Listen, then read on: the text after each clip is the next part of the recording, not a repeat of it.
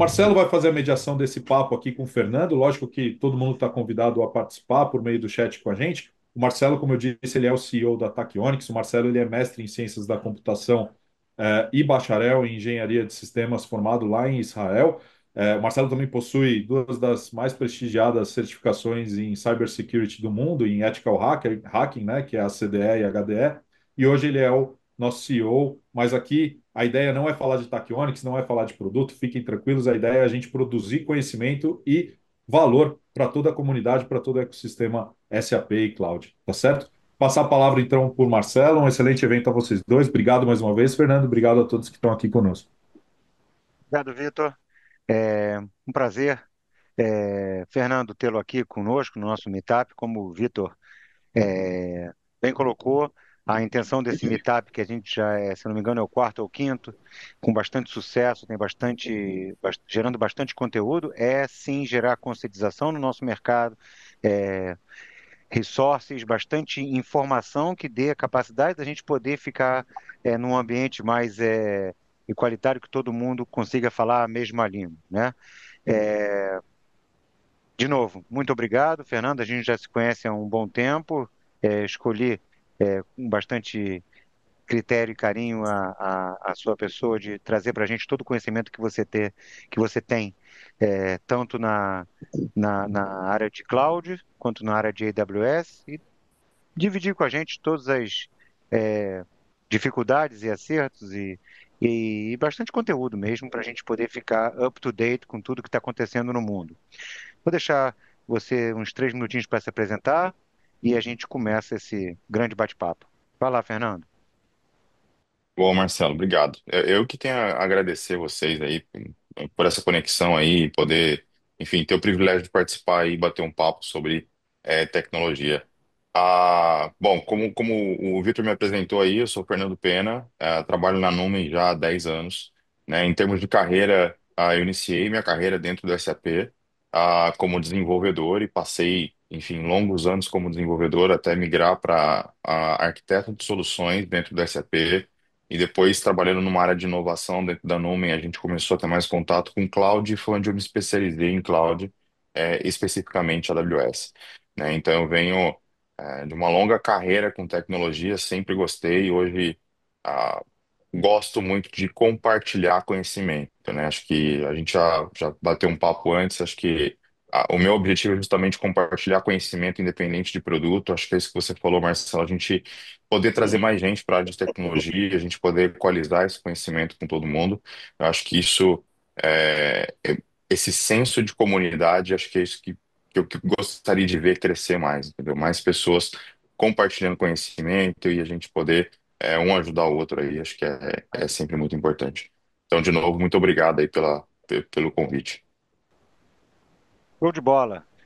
Vamos lá, Fernando. Eu queria começar com, se você pudesse contar para a gente, high level, né, para a gente depois ir fazendo deep dive, quais são os principais desafios da migração quando você decide que você vai migrar SAP para a nuvem, né? Não importa agora se é AWS, Azure, ou GCP, ou outras que não sejam Uhum. essas Big Three, qual é os principais desafios dessa migração? Como é que se começa essa, esse caminho, né, de migrar para a cloud? Você consegue dividir com a gente? Claro. Bom, acho que aí já tem bastante tópico, tem bastante variação nesse ponto aí, tá, Marcelo? Como que a gente começa esse trabalho ou esse estudo, né? Primeiro, o cliente pode ser que ele esteja on-premise, já com um SAP, enfim, implementado, pode ser que seja um ECC, pode ser que ele já esteja no S4 on-premise, não é tão comum ver mais, mas pode ser que ele ainda esteja lá com S4 on-premise. O estudo que a gente faz, a gente começa com um estudo de viabilidade para entender qual é o melhor modelo de migração para ele, né? Então, hoje está muito popular o RISE da SAP. A SAP tem feito um trabalho forte com o RISE aí. De maneira bem breve, o que seria o RISE dentro da SAP, tá? É um modelo comercial onde a SAP oferece não só as licenças do SAP para o S4, mas também toda a administração da plataforma de cloud. E aí, conforme você colocou, tanto a AWS, Google ou o Azure, a SAP se torna responsável pela sua conta, ela vai fazer toda a administração e você paga somente a licença, e a parte de cloud. tá? É, esse é um modelo, tá? Então, assim, a primeira coisa que a gente tem que fazer é um estudo se o Rise é para todo mundo ou para que tipo de empresa é, né? Então, isso vai muito de uma opção da própria empresa que quer fazer essa transição. Além do Rise, a gente tem um outro modelo, tá? Pode ser que a pessoa hoje já tenha o S4 instalado on-premise, ela vai fazer o que a gente chama de lift and shift ou rehost para dentro da plataforma de nuvem. Como que ela faz isso? A gente vai fazer uma avaliação do que ela tem hoje no on-premise dela, quantos servidores ela tem, quais são os tipos de ambiente que ela está rodando, qual é o licenciamento do SAP dela hoje, se permite esse tipo de migração ou não, qual é o modelo de banco de dados, a versão, enfim, se eles têm sistema satélite conectado, porque muitos clientes não têm só o ECC, o cara vai ter um PI e PO junto conectado, tem GRC, tem, enfim, alguns outros sistemas satélites conectados. Então precisa ser feito todo esse trabalho de assessment primeiro para entender como que a gente monta um plano de migração para essa empresa, para que ela consiga sair, tirar o SAP dela do on-premise para a nuvem. Em termos de desafio que você comentou, né? A, o SAP, ele é um sistema complexo, né? Então, assim, a gente trabalha com ele, conhece em termos de base de dados, em termos de conexão com o sistema legado, tem que ter uma atenção muito grande, assim, se o tamanho do volume hoje, assim, qual é o volume que a gente tem hoje para poder migrar, né? Tamanho de base, se tem compatibilidade, muitas das vezes a gente tem que trocar o sistema operacional, muitas das vezes a gente tem que atualizar a versão do banco de dados, porque a versão do banco de dados não bate com a versão mais atual. Então, tudo isso são algumas coisas que a gente analisa nessa fase de assessment, tá? Então, assim, de maneira geral, tem essas opções básicas aí, né? Rise ou Lift and Shift, a gente tem que analisar o cenário de cada cliente. E aí, dentro de um Lift and Shift ou Rehost, a gente tem que analisar diversas outras opções que o cliente tem ali, tá? Então, geralmente, a gente faz um estudo. Dentro desse estudo, que a gente faz? O primeiro estudo de custo, o quanto está custando o on-premise dele hoje, ou se ele tiver em outra nuvem, ou se ele tiver no REC da SAP, por exemplo. Tem muito cliente saindo do REC, indo para o RISE, saindo do REC, indo para um on-premise na nuvem. É, é, custo, como está a questão de compatibilidade, licenciamento, como que vai ficar a questão de acesso, segurança, etc. Tá? Então, acho que de maneira resumida, é mais ou menos isso. A adoção, quando o cliente decide que ele vai, seja no Rise ou, como você disse, Rehost, Lift and Shift, existe, se você puder dar um panorama para a gente da diferença entre o public e o private, da cloud da SAP. Isso. Bom, Ok. na questão de adoção, de novo, eu acho que não tem muita diferença em relação a benefícios para o cliente, tá, Marcelo? Assim, é, é uma opção que ele tem entre ir para o public e o private, tá? Assim, existem, dentro do Rising tem algumas diferenças. No Rise você tem a opção do public e do private. Eu não sou especialista Rise, tá? Assim, inclusive dentro da Numen, quando a gente faz quando o cliente opta por Rise, a gente tem algumas partes técnicas que o meu time faz na questão da migração, em termos de avaliação. Às vezes precisa criar um ambiente bolha, o ambiente bolha é criado fora do Rise. Uhum. Então ele tem essas opções, mas é muito mais uma opção do cliente sobre o que tipo enfim, de opção ele vai ter quando ele vai para dentro do Rise, tá? E tem a ver com as customizações, quando ele é muito customizado, ele vai para o private e quando ele Exatamente. O tenta Public é uma reduzir. versão mais, exatamente, o Public é uma versão mais, vamos colocar mais standard, assim, ele não tem muita alteração. Então, se você não tem um cliente que tem muita customização, não vem de um cenário que a gente costuma chamar de brownfield, quando você vai migrar, enfim, Sim. diversos dados ali, o Public pode ser uma opção, tá? Então, ele é algo mais standard, se você tem uma limitação ali de customização. E Mas, de quando novo, você. eu não sou especialista em Ride, tá? Então, Perfeito. Não, só uma pergunta só para fechar esse tema. Quando aham. ele deseja alguma customização ah, no public, ele simplesmente não faz? Ele tem alguma solução dentro da cloud apartada que ele possa fazer customizações ou ele vai ter que viver desse jeito, como ele decidiu? Boa pergunta. Eu não sei. qual é o tamanho do trabalho para fazer uma customização no public, tá, Marcelo? Eu não Uhum. sei exatamente Entendi. os caminhos, mas ele tem a opção de customizar fora, de repente, enfim, ele pode extrair alguma coisa dali e fazer fora, tá? E deixa E é uma paralelo. opção dele. Exatamente. No private, eu sei que a gente tem mais opções, né? Inclusive com BTP, enfim, você consegue customizar tudo ali fora. Então, é, entendo essa diferença, tá? Legal. Você está em Miami, né? Como você disse, numa Aham. time zone diferente da gente. Você vê alguma diferença entre os clientes no Brasil e fora do Brasil na adoção da nuvem? Vejo.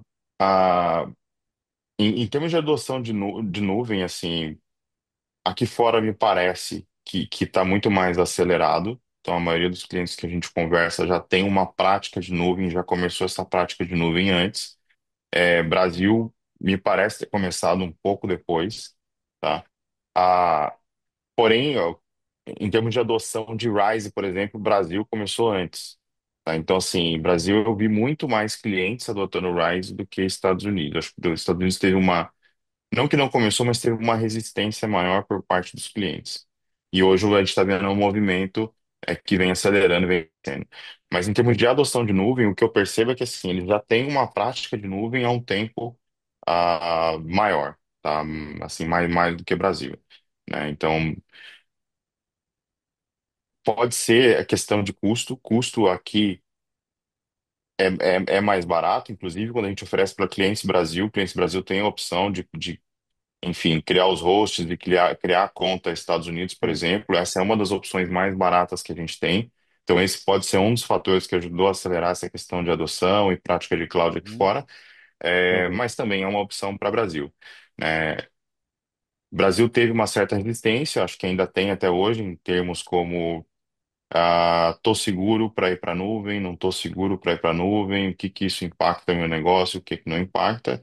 Enfim, acho que é uma dúvida que todo cliente tem, mas eu acho que é essa a visão que eu tenho em termos de adoção, tá? Show de bola. Você consegue me citar um ou dois casos de clientes que foram para a nuvem para ter todos os seus, maioria dos seus processos digitalizados? Algum exemplo para a gente, tanto um no Brasil e um fora do Brasil, só para um use case, né, que você possa Uhum, dividir com a gente, só para o público tentar se conectar mais com o caso de uso mesmo, né? consigo. Acho que tem um bem interessante, assim, apesar de a gente falar de S4, tem, ainda tem muito cliente com ECC. Então, a gente fez um caso recente de migração de ECC. O cliente tinha S4, mas estava usando o S4 para o TDF somente, tá? Uhum, Então, assim, sim. existe muito cliente ainda no ECC que ainda não fez a migração para o S4. Então, por incrível que pareça, ainda é vantajoso fazer a migração, mesmo do ECC, antes da migração do S4, porque você ganha um fôlego até fazer essa migração, você está mais preparado lá na frente. Esse cliente especificamente, ele tinha uma base grande, né, Uhum, de ECC. Ele não, esse caso é interessante porque ele não tinha só o ECC. Quando a gente fala de ECC e tá falando em termos de máquina, geralmente a gente está falando em migrar desenvolvimento, qualidade e produção. Então a gente está falando de migrar três instâncias de servidores aí para dentro da nuvem. Esse cliente, além disso, ele tinha a GRC, a sistema de PI e PO conectado, outros sistemas paralelos conectados ao SAP, mais o TDF e o TDF rodando on-HANA. Tá? Então tinha um mix de servidores. Ele está falando de aproximadamente uma migração de 40 servidores para a nuvem. Tá? O que que a gente fez nesse caso? Não dá para você fazer um Big Bang da migração. Você não consegue você até consegue migrar tudo de uma vez, mas vai ficar mais complexo e o seu risco é maior. Então a gente geralmente começa a separar os sistemas e começa a migrar eles faseados. Então a gente fez a migração primeiro do HANA junto com o TDF e a gente conecta esse sistema que está na nuvem com o sistema que está no on-premise. Depois disso a gente faz a migração de outros sistemas satélites como PI, PO, a GRC. A gente vai fazendo sistema a sistema essa migração, fazendo um uhum, lift and shift, ou seja, a gente ver exatamente o que o cliente tem no on-premise, tamanho de máquina, banco, storage, tudo que a gente precisa. cria-se exatamente um ambiente muito parecido na nuvem, com algumas adaptações e algumas melhorias, e a gente faz backup de um lado, restore do outro, e reaponta esses sistemas para on-premise. Então, o último deles migrado foi o ECC, e o ECC passa a conectar, e é onde a gente faz a virada de chave, faz o Go Live, o ECC passa a migrar com a conversar e migrar a comunicação com todos os outros servidores, tá?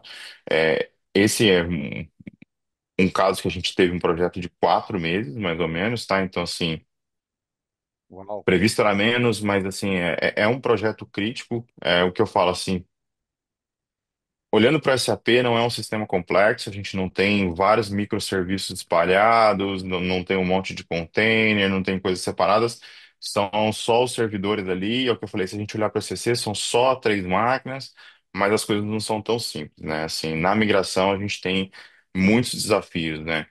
Backup é complexo, então se você pega um backup de 20 teras, por exemplo, a transferência para a nuvem não é simples, não é fácil, é demorado. A gente tem que validar todos esses dados, a gente tem que validar todas essas conexões.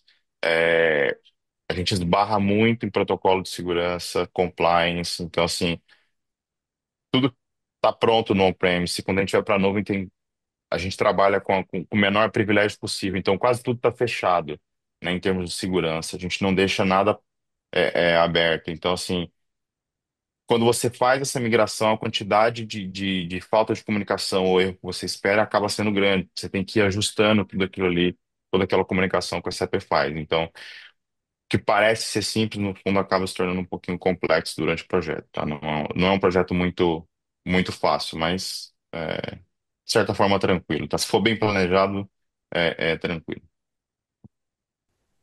Legal. Pessoal, já tem algumas perguntas aqui. Eu vou citar, vamos misturando aqui Boa. as pautas que a gente tem junto com as perguntas. A primeira é do Marcos. É, a oferta SAP para a cloud pública é o Grow e para a privada é o Rise? Eu acho que isso é uma pergunta e eu acho que ele não está correto, certo? Bom, eu não conheço a oferta do Grow, tá? Então, assim, eu não sei se ele é para especificamente para public. Não sei te dizer, tá? Então, assim, o Rise eu Mas sei que você tem tem a opção do private dos e dois. public. É, Isso, entendi. exatamente. Mas de qualquer Então, eu não maneira, sei se a então, SAP agora tem, se ele tem, sei lá, não sei se migraram para Grow especificamente, teria esse caso, tá? outra pergunta aqui que chegou pelo chat. Ao conversar com clientes com sistemas on-prem e resistentes à migração para cloud, há alguma feature ou algum argumento de compelling, né, que você observa que o cliente enxerga mais valor e auxilia no processo de adoção? Boa, pergunta boa.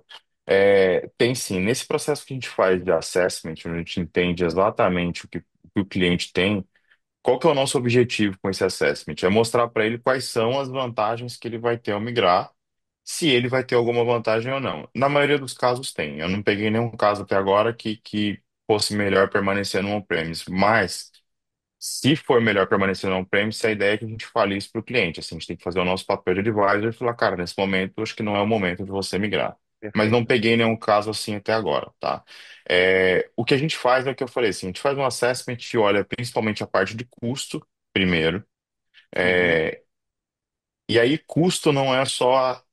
A gente não coloca só o custo mensal que ele está tendo ali na plataforma, dele, enfim, no on-premise ou onde quer que ele esteja, e o custo que ele vai ter depois. Existem outras variáveis que a gente coloca, porque assim, uma vez que ele vai para a nuvem, o que a gente usa como argumento para ele que vale a pena é justamente a flexibilidade, a escalabilidade que ele vai ter em nuvem. Então, assim, ou seja, ele não vai ter problema para trocar de máquina, para aumentar a storage, ele não vai ter que comprar disco, ele não vai ter que esperar um tempo para isso acontecer. Então, Inversão, exato. a velocidade dele de escalar é muito maior, né? Então, se ele quer implementar mais sistemas, ele tem essa flexibilidade e a capacidade de inovação que ele vai ter na cloud conseguindo testar serviço novo muito rápido, pagando muito pouco. Então, eu acho que esses são os principais argumentos que a gente usa hoje para que o cliente entenda o quão vantajoso é para ele estar num sistema de nuvem hoje, estar numa plataforma de nuvem, tendo essas opções, principalmente de inovação aí dentro do ambiente dele, tá? Ah, Dentro, acho que um pouco dessa pergunta aí, os clientes sempre se deparam ou têm um pouco de receio. Eu acho que isso diminuiu bastante hoje em dia, Uhum. com bastante gente falando de nuvem, é a questão da segurança. Todo mundo fica, poxa, mas não Isso, tenho mais isso aqui dentro de casa, não está mais aqui, não me sinto seguro com essa migração. perfeito. A questão é muito, muito mais seguro estar na nuvem do que no ambiente on-premise, tá? Existe uma questão de modelo de responsabilidade compartilhada, mas basicamente a plataforma de nuvem, AWS, Google e Azure, vai ser responsável pelo data center físico, por toda a parte que tange hardware, não só em questão de ameaça ou acesso indevido, mas também no que tange se o data center está operando de maneira que deveria operar, se eles têm algum problema de energia ou não, se tem componente em máquina que precisa ser trocado, se tem sistema que precisa ser atualizado, eles vão tratar tudo isso de maneira que você não tem que se preocupar, né? E se você fosse montar um data center local com a mesma capacidade de segurança, redundância, é, várias zonas de disponibilidades, com certeza você ia gastar milhões, não tem nem como comparar esse tipo de custo, né? Então, assim, eu acho que isso é o principal ponto. E quando a gente fala de modelo de responsabilidade, a plataforma ela é responsável por tudo isso, mas não adianta nada eu, por exemplo, largar o meu SAP aberto, disponível para a internet, com todas as portas abertas e com o usuário com senha fraca ali. Não é culpa da plataforma, né? Enfim, é culpa de quem fez a configuração, etc., quem estabeleceu aquilo ali. Então, assim, existe esse modelo de responsabilidade compartilhada, mas em si, a segurança em si, ela é muito maior do que o on-premise. Tá? Eu concordo. Você vê isso, os clientes falando, estou com medo de ir para a cloud, porque o meu sistema vai ficar numa cloud. Fazendo uma analogia, o meu background é de cibersegurança e todo mundo me pergunta onde eu boto minhas senhas, né? E eu boto no Google Password, pelo simples motivo que eu sei que o Google tem mais dinheiro que qualquer outra carteira digital para proteger meus dados. É a mesma Exato, coisa, né? Se você for fazer todo o processo de segurança e todo o processo de assessment do que você precisaria, é claro que você vai gastar no on-prem muito mais do que você vai gastar na cloud, porque na cloud você divide esse custo com todos os outros que estão usando a cloud, óbvio, né? Então, assim, a pergunta é essa, se você vê isso muito ainda, porque eu sempre pensei assim, Fernando, pô, banco, que banco vai botar tudo na cloud, né? Imagina, ele tem lá os seus data center ou aqueles computadores do tempo de os mainframes, né? 1935, né? Mainframes e criança de linguagem. E o pessoal normalmente não quer perder aquele asset, né? Que é o servidor do banco em casa. Mas a quantidade de ataques que esse cara pode sofrer talvez seja inversamente proporcional à quantidade de grana que ele tem para botar ali, né? Porque se ele Exato. botar numa cloud, ele consegue usufruir de um benefício que a Google, ou Azure, ou AWS, todos eles têm muito dinheiro para botar em segurança, né? Então, você vê isso muito ainda? Pessoal, não, não Olha, vou, ainda não vou, ainda não vou.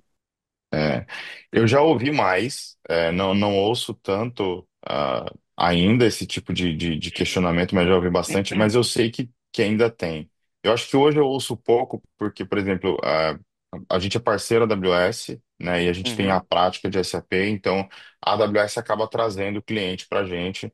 é, e o que acontece é, quando o cliente chega para a gente dessa maneira, ele já chega convencido de que ele quer ir para a cloud, né? Então a uhum. gente acaba tendo essa barreira quebrada, mas ainda tem, tá? E aí não só um medo, Marcelo, mas assim, muitas empresas têm um compliance definido às vezes, de que os dados dela não podem estar fora, do on-premise. Então, isso vem às vezes como regra de compliance da empresa. Então é algo que alguém precisa mudar aquela regra de compliance e dependendo do tamanho da empresa, isso é algo que demora muito tempo, né? Então alguém vai ter que É, fazer um trabalho, porque o compliance foi definido lá atrás, quando ainda não tinha esse conceito. Então assim, a gente tem empresas, por exemplo, de repente alguma empresa de farma, uma empresa de seguro, um banco, como você comentou, que isso a gente esbarra bastante, tá? Meus dados, por exemplo, só podem ficar legalmente no Brasil. Então a gente. Então, beleza, então tudo bem. Você não vai pagar tão barato para colocar seus dados, na região dos Estados Unidos, como a gente já viu anteriormente, mas esse cara ainda está indo para a cloud. Por exemplo, tem uma limitação de compliance. Né? Então, assim, eu ainda escuto um pouco, eu sei que o pessoal ainda fala um pouco, ainda é uma barreira, tá? Mas é o que eu falei, eu acho que eu não escuto mais tanto, porque está sendo tão divulgado, está sendo tão falado, o Sim. pessoal começou a entender. E aí a gente vê muito cliente migrando, esse cenário de migração está muito grande. Então, assim, quando um cliente vê outros clientes migrando e pô, deu certo, tá funcionando, eu também vou migrar. Né? E quando a gente fala em relação à segurança, não só a questão de ataque, mas a questão de redundância, de você ter um disaster recovery, de você ter um backup em uma segunda zona diferente, de maneira segura. Né? Uhum. Tem muito cliente começando a migração para cloud com DR. Ele monta um disaster recovery na cloud. Então, muitas vezes, esse é um primeiro passo para ir, porque ele está testando, é um ambiente de DR dele, não é um ambiente produtivo, não é o principal, ele começa a entender que aquilo ali está tranquilo, ele fica mais confortável, e depois ele acaba migrando tudo e colocando DR em uma região diferente. Né? Então, acho que Você, é mais ou menos você, esse processo. você aconselha essa estratégia de primeiro ele montar um disaster recovery e depois ir devagarzinho? Tipo, você acha que seria Eu, é uma estratégia boa? eu acho que é uma estratégia boa. Aliás, em termos de imigração que eu falei, para mim tem que ser sempre passo a passo, assim. É, Inclusive, a gente estava comentando do evento, vindo do evento, assim, uma das mensagens principais é fazer as coisas simples, é o keep it simple. Eles falaram muito sobre essa questão, então se você tem cenários complexos, a ideia é você quebrar em pedaços menores e manter simples cada um desses pedaços menores Perfeito. para fazer a migração. Eu enxergo a mesma coisa na migração, então assim, se você começa somente com DR e você faz esse DR funcionar, perfeito, depois você muda um sistema, né, primeiro e vê como que ele está funcionando, depois você muda o outro sistema que você tem e vai conectando entre eles. Então, acho que isso funciona. Tem que tomar cuidado com a questão de tráfego de dados, né, porque assim, não. Entrada de dados na nuvem não é cobrado, mas saída é, então você tem que ver o quanto você está transacionando de dados. Então, quando eu falo de migrar sistemas aos poucos, talvez tenha que ser num curto espaço de tempo, tá?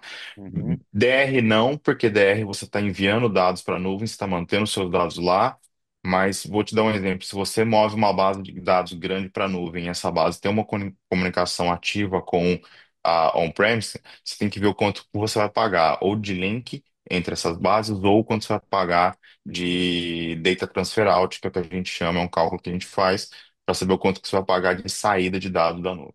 Né? Isso, falando.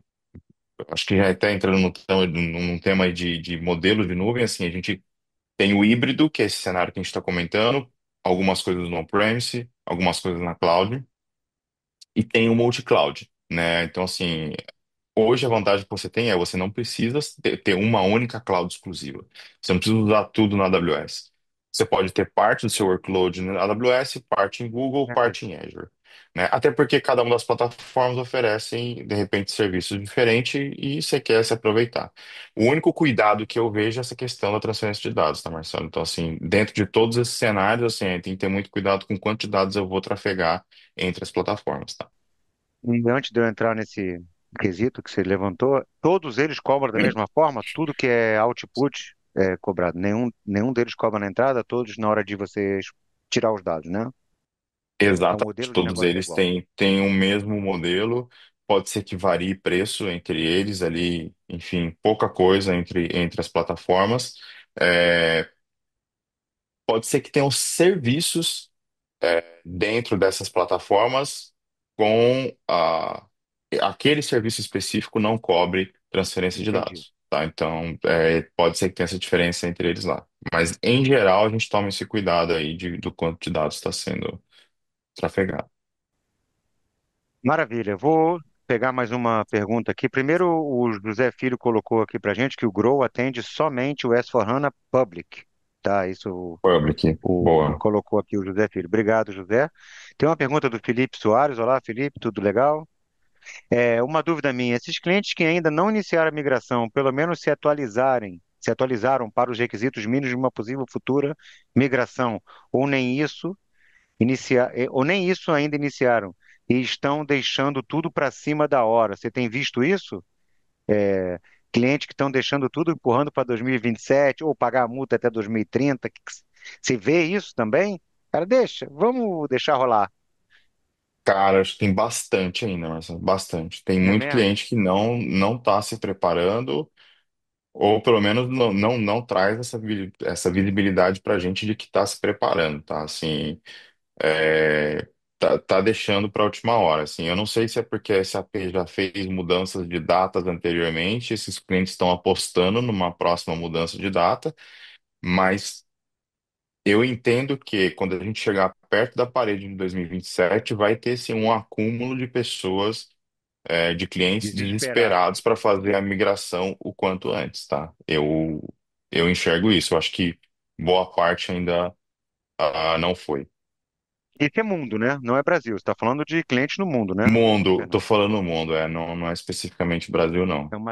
Então é uma tendência worldwide, como chama, né? Ah, Extremamente mundial. exato. E Legal. dependendo Vou do fazer tamanho uma... do cliente, ele precisa se preparar muito antes, né, Marcelo? Assim, se o cara tem só um sistema, só um S4 ali, tá movendo, tudo bem, mas se a gente for falar de clientes, gigantes, esses clientes já deveriam estar se preparando há muito tempo, né? Porque não é uma transição tão simples assim em caso Não. de clientes grandes. Claro, dezenas de servidores você não move de uma hora para outra. Você tem que se programar, como você bem disse no começo do nosso Ah, bate-papo.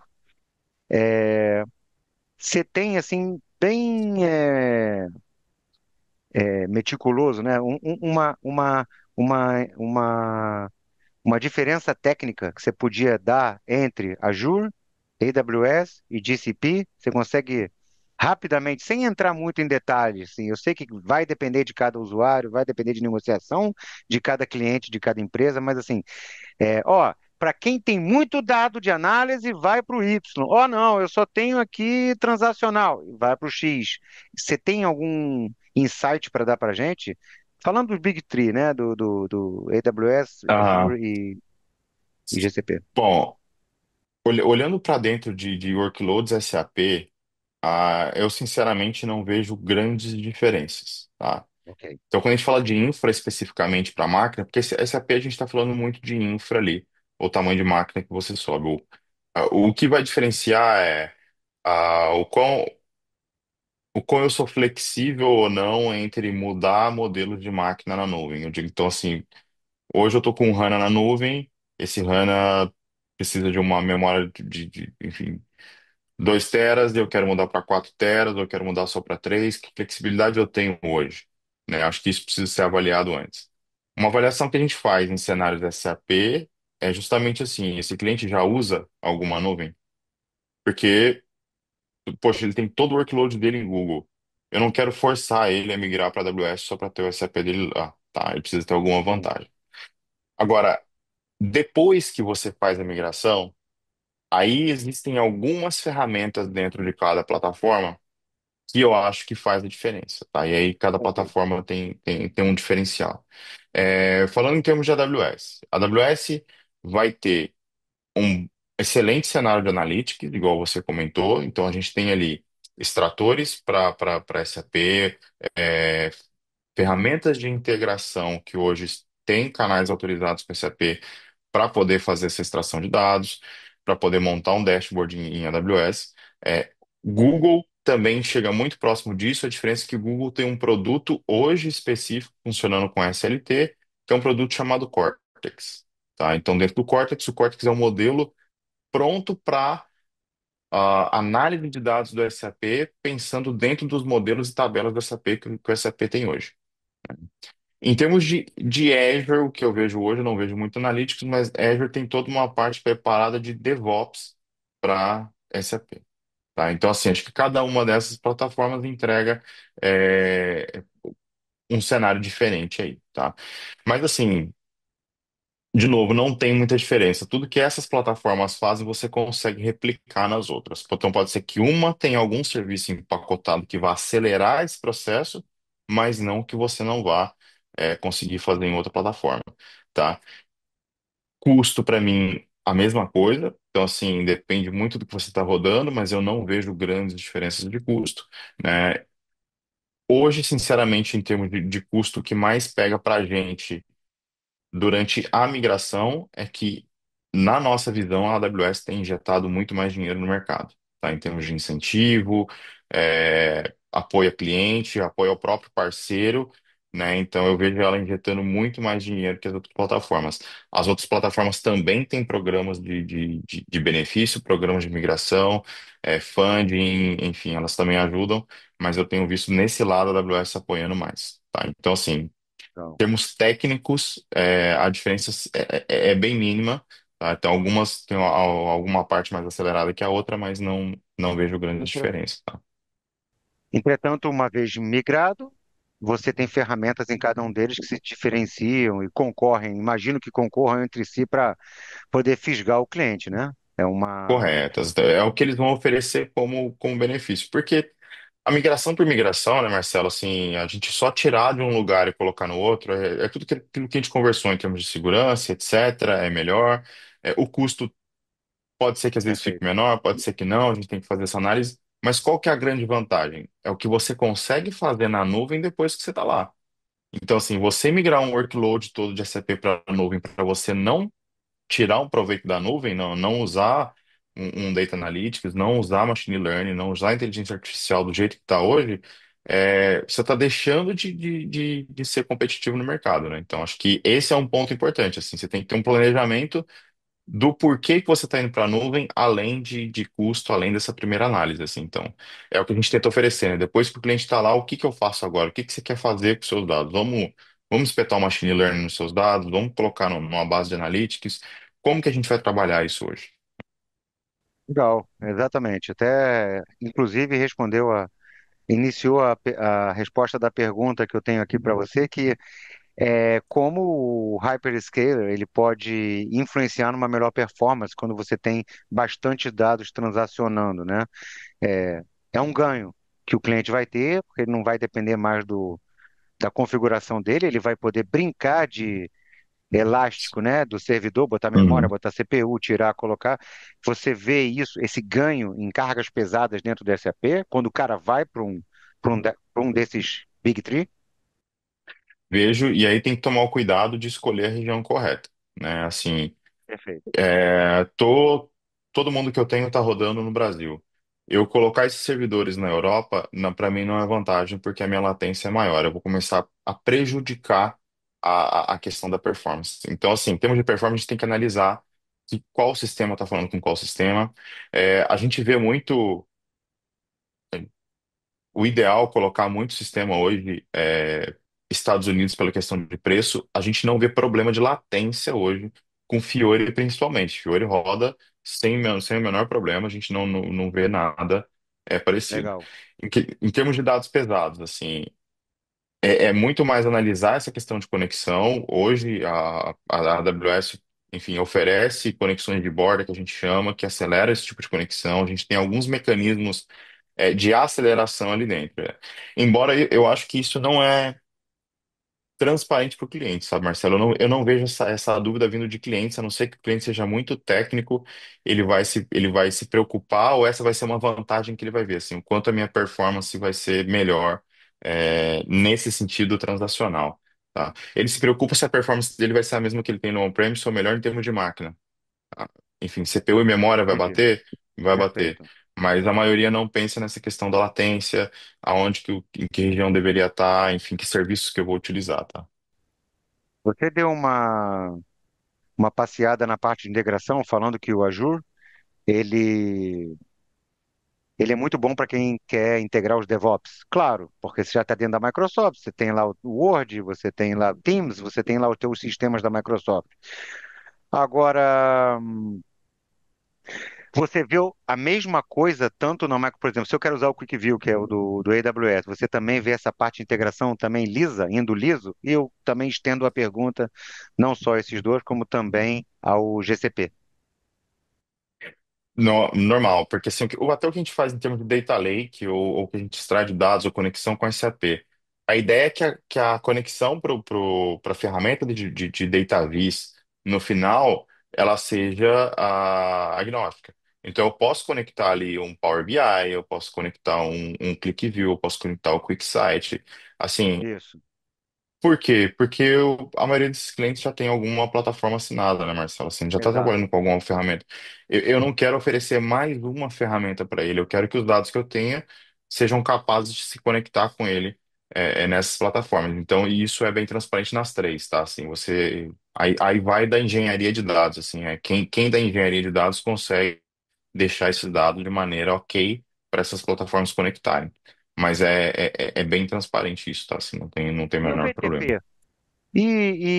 O deploy, a sincronização com toda a parte de BTP? As três são iguais? As três são. Aí entra uma parte da questão de performance que a gente tinha comentado um pouquinho antes aí. É, se eu não me engano, eu não gosto de falar em números, mas eu acho que 80% dos serviços do BTP hoje estão rodando em AWS, o que Ok. ajuda a reduzir um pouco a latência, tá? Tem alguns em Google, tem alguns em Azure. Só latência. Em termos de conectividade e integração, ela é igual para todas as plataformas. Então, assim, o serviço que você conectar do BTP com o Google vai funcionar perfeitamente, com a AWS o mesmo serviço também vai funcionar perfeitamente ali de maneira transparente, tá? Assim, não E o tem. deploy? E o deploy também é liso? Também é normal, não, você não tem nenhum problema com isso, tá? Legal, muito bom. Tem uma pergunta do José Filho aqui. Os três grandes hyperscalers, se você sabe, Fernando, para você, ainda continuam oferecendo os incentivos? Eu acho que na migração para o S4, acho que ele está falando em relação ao cashback, né?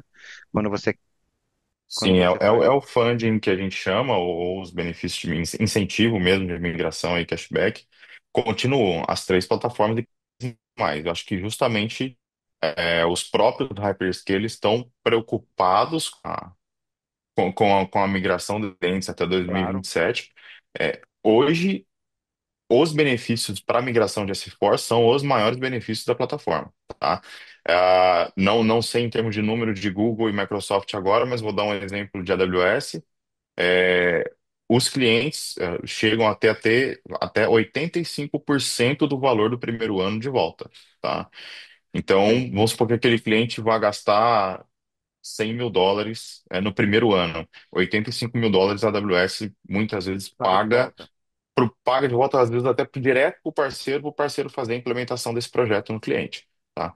E às vezes põe esse mesmo valor de crédito na própria plataforma do cliente, o cliente rode ali por 6 meses ou até um ano, quase um ano ali, de maneira gratuita, tá? Então eles estão com. Hoje é o maior incentivo que tem na plataforma, tá? Assim, enquanto outros workloads como VMware, o VMware está alto agora também, porque eles estão migrando bastante, mas mesmo o VMware você chega a 30%, outros workloads 20%, enquanto SAP chega até Alibaba, tem o 85%, tá? Alibaba, não tem também? Tem a outra cloud que vem crescendo, né? Mas eu, Vem eu não crescendo. sei o quanto eu não conheço muito lá, tá? Eu não sei em termos de incentivo se eles oferecem, provavelmente deve ter alguma coisa também, mas não tenho certeza. Tem duas perguntas, tem uma pergunta aqui, a Aline também levantou a mão. Eu vou deixar uns 10, 5 minutinhos no final, tá? Para a gente. Bom. Perguntas do público, mas tem uma pergunta aqui que o Márcio Nascimento colocou. É, você não gosta de número, mas ele gosta. Ele colocou assim: Fernando, você concorda aqui, dois pontos. 41% dos executivos ainda não têm noção dos custos de migração para o S4HANA. É, menos da metade, mais da metade, menos da metade não sabe ainda, né? Eu levantaria. Se você concorda, isso é número um. Ó, São três pontos. tô lendo a pergunta ali também. É, eu falei que eu não gosto de falar em termos de número, que tem uma brincadeira que a gente faz. Fala que você sabe que 80% das estatísticas de apresentação são criadas na hora, né? Então, Eu sei, eu sei. é, Os números falam o que você quiser, é só apertar. exatamente, é. Ó, a minha experiência com custos de migração é que muito mais clientes do que isso não sabe o real custo de migração. Então, como que funciona o custo de migração quando a gente faz o cálculo do cliente? Uma coisa é o custo que você vai pagar depois que você migrou, ou seja, o custo. A gente faz ali um cálculo no início do projeto. Você tem 10 instâncias, X serviços de nuvem que você vai utilizar, tanto de storage, etc. A gente cria uma calculadora e fala para você, depois da sua migração, você vai passar a pagar X por mês. Nisso a gente tem vários estudos que a gente tem que fazer, quantas máquinas a gente vai deixar reservada. A gente tenta ir para o menor custo possível sempre, tá? Para ser atrativo. Na migração especificamente, ninguém leva em consideração o quão alto é o custo de migração, tá? Por quê? Durante a migração, vamos supor que você tenha 3 meses para migrar, tá? Durante esses 3 meses, você está pagando nuvem mais todos os custos que você tem de on-premise. Esse é um ponto. Na nuvem, você está pagando tudo sem reserva de máquina, você está pagando tudo on demand, você está pagando mais caro naquele momento. Durante o processo de migração, transferência de dados é grande, o uso dos serviços é alto durante o processo de migração, então a gente costuma, inclusive, colocar na proposta para o cliente uma curva de migração. O custo de migração durante o projeto ele é bem mais alto, e a hora que acaba o projeto, esse custo cai e volta a Uhum, estabilizar no final do projeto. Tá? perfeito. E custo que a gente está falando do final, ele é previsão, né? Então, assim, tem sempre que lembrar que não é um contrato assinado. Olha, você vai gastar 5 mil por mês, você vai chegar lá, vai bater 5 mil por mês. Não é. Ele é igual conta de energia. A gente, quanto que você gasta mais ou menos de energia? Gasta mais ou menos 150. Pô, 150 tá bom. Se chegar no mês que vem e vier 175, você não vai reclamar comigo. Fala, pô, cara, você falou que era 150, minha conta vai ser 175. Cara, você usou mais, você vai pagar Uhum. mais. Então tem essa variação, né? Então tem que. Esse é um grande conceito quando você sai do on-premise, ou quando você paga um on-premise para alguma empresa, que você tem aquele custo fixo de on-premise sendo pago, porque você está pagando tudo rodando 24/7. Quando você vai para a nuvem, para a nuvem e tem esse custo variável ali, que é onde a gente tem justamente a vantagem de diminuir ou aumentar esse custo, tá? Beleza. Queria te fazer uma pergunta. Você não gosta de números, mas é só para dar Não, um não, dado vai para o lá, vai lá. pessoal. Você tem algum dado sobre o market share de cada um desses Big Three? Qual é a parcela de mercado de cada um deles? Você tem isso na cabeça fresco? Tem, tem. É, vamos lá. Hoje a AWS tem um maior número, é a primeira, tá? Uhum, E aí ela divide bastante com Azure.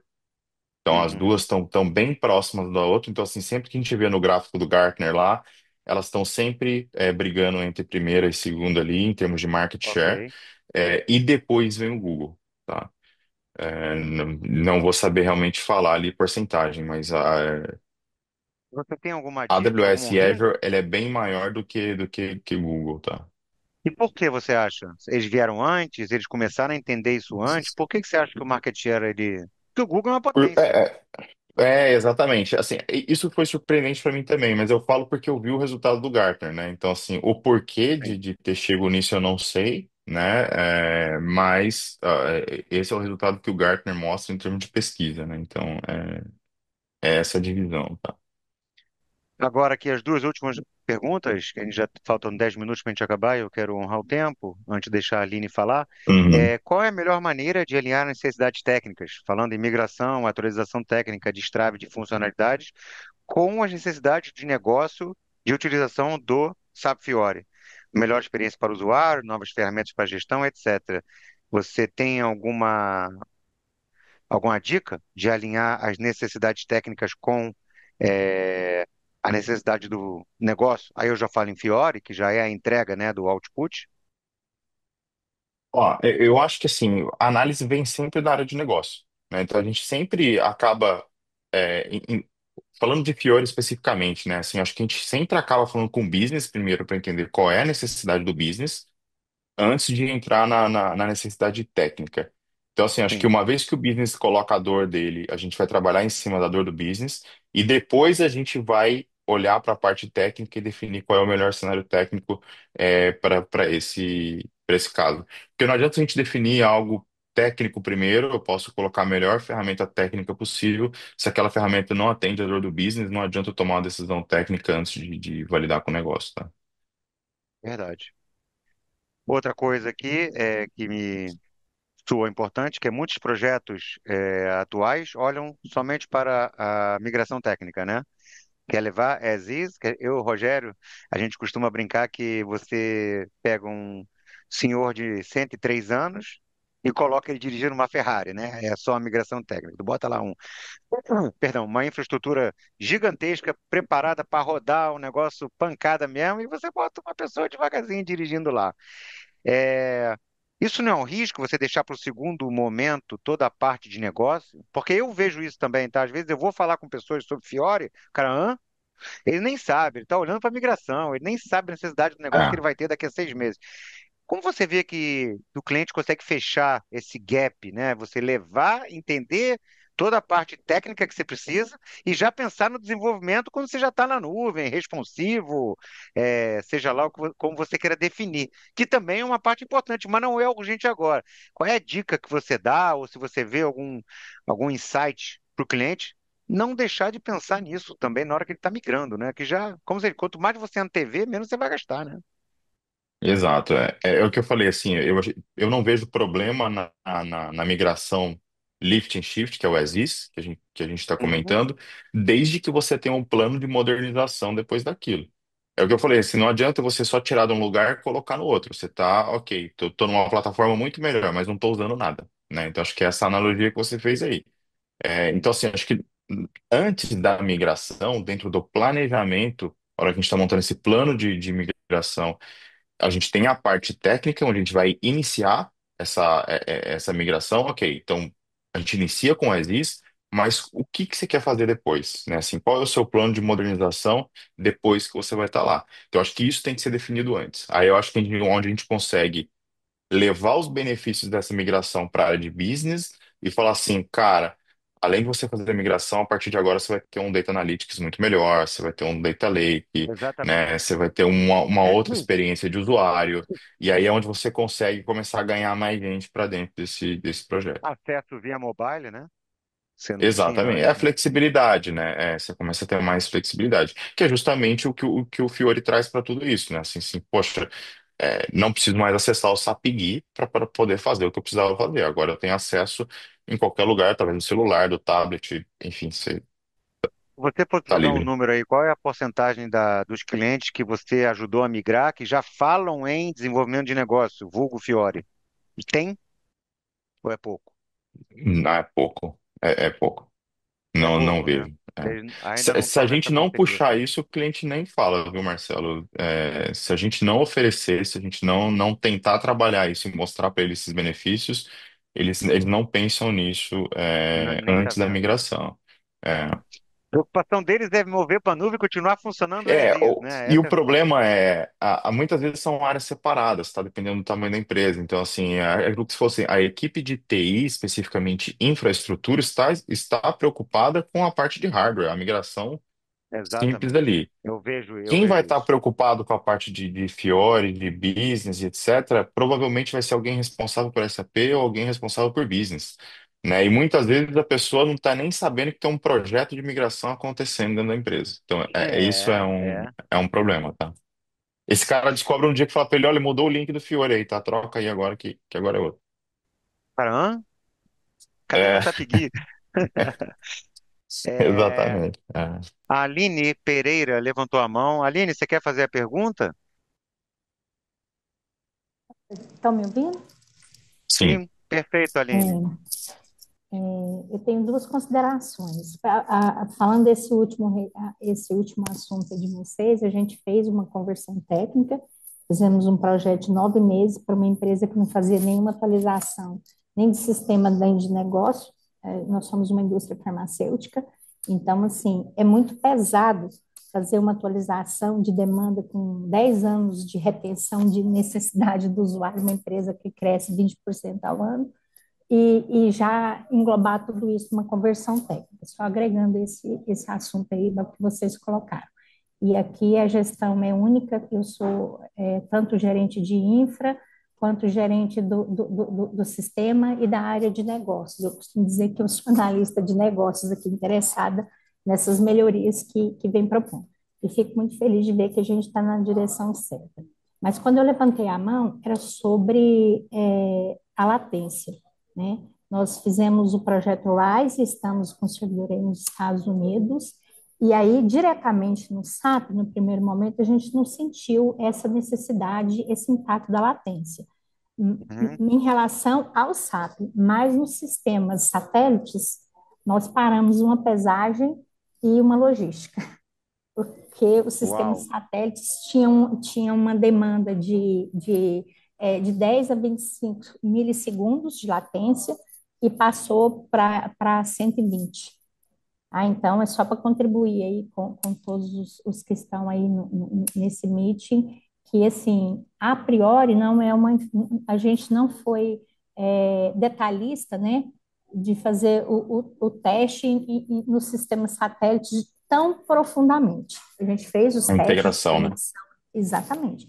A gente fez os testes de conexão, né, funcionou. Só que quando colocou em operação, travou. Tá? Então, assim, é um ponto uau, que a gente precisa, e eu acho que é relevante principalmente para vocês que estão aí na linha de frente com os perfeito. clientes, né?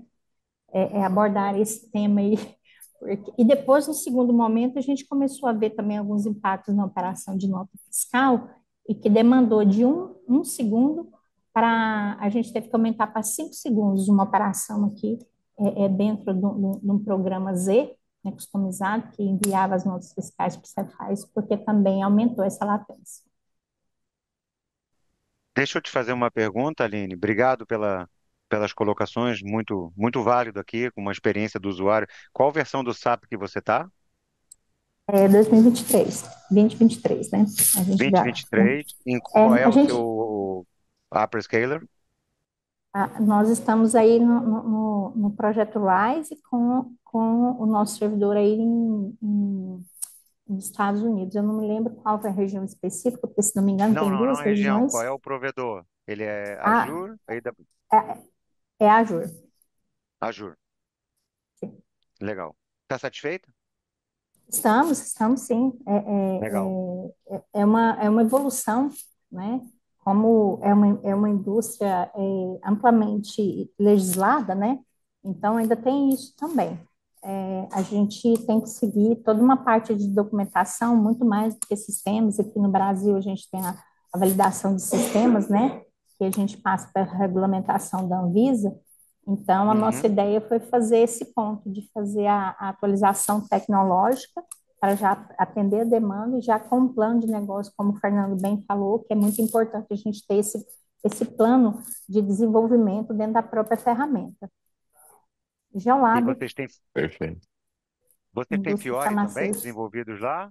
Estamos, Algum estamos aplicativo? começando, estamos começando agora esse. A gente teve que fazer obrigatoriamente, no caso de uma área financeira, que, se não me engano, foi a área que mais teve mudanças, né? Foi a área financeira, porque até para atender a legislação, a gente precisou documentar todas as tabelas, Uhum. todos as transações descontinuadas, e aí dentro desse Legal. plano, o que mais impactou foi a área financeira. Mas, assim, é uma boa experiência.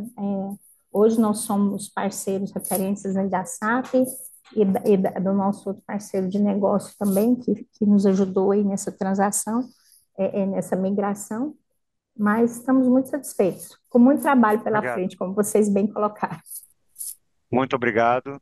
É, Obrigado, Aline, pela participação. Fernando, chegamos ao final. Boa. Muito obrigado pela sua participação. Foi muito legal bater esse papo com você. Espero que o público tenha gostado. A gente vai produzir, para quem não pôde ver, alguns cortes e vamos deixar também na íntegra para quem quiser se cadastrar e rever esse nosso meetup. E espero bater esse papo com você daqui a um ano de novo e ver se mudou, né, Sim, alguma coisa, a gente poder comparar o que a gente falou ver o hoje quanto evolui o com daqui a cenário, um né? ano. É, Deixo aí para exato. você se despedir do público e já Não, agradeço a todos. exato, mais uma vez, cara, agradeço aí, né? Enfim, a participação é sempre muito rico ter essa troca aí e poder, enfim, bater um papo com vocês e conseguir falar com o mercado em relação ao que está acontecendo e ver experiências acontecendo.